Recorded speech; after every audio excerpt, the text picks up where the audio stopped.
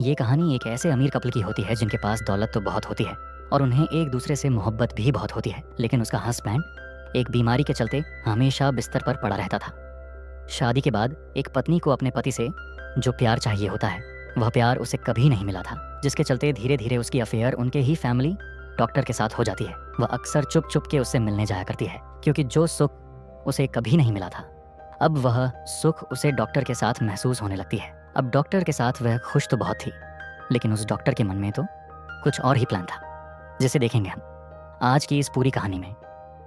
So hello दोस्तों, मेरा नाम अमित है और कहानी शुरू होती है एक हॉस्पिटल के रूम से, जहाँ पर हम कैथरीन नाम की एक औरत को देखते हैं। उसका बहुत ही भयानक एक्सीडेंट हो चुका था और उसके सर पर इतनी गहरी चोट लगी थी कि अब वह कुछ बोल नहीं सकती थी।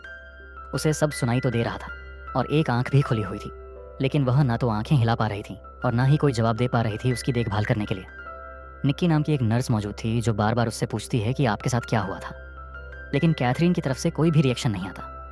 वहीं बाहर वेटिंग एरिया में कैथरीन की डॉटर इन लॉ बैठी हुई थी, जिसका नाम लीना है। जब निक्की बाहर आती है तो लीना से कहती है कि आपकी मदद इन लॉ की हालत बहुत नाजुक है। वह कुछ भी बोलने या बताने की हालत में नहीं है। शायद वह सब कुछ समझ पा रही, लेकिन बॉडी का कोई पार्ट हिला नहीं पा रही है और डॉक्टर ने कहा है कि उन्हें लॉक्ड इन सिंड्रोम हो गया है। यह सुनते ही लीना की आंखों में आंसू आ जाते हैं, पर निक्की उसे दिलासा देती है कि हम उनके बारे में थोड़ा बहुत जान लें तो शायद उन्हें ठीक करने में मदद मिल सकती है।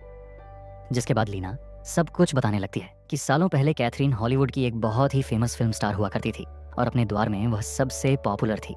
फिर उन्होंने एक बहुत अमीर आदमी से शादी की जो एक बड़े स्टेट के मालिक थे, लेकिन उनके हस्बैंड ने मरने से पहले कैथरीन को कुछ भी दिए बिना सारी प्रॉपर्टी अपने बेटे के नाम कर दी, जिसका नाम जेमी था।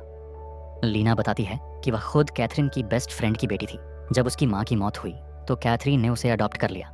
इसके बाद से वह उन्हीं की हवेली में रहने लगी थी और जेमी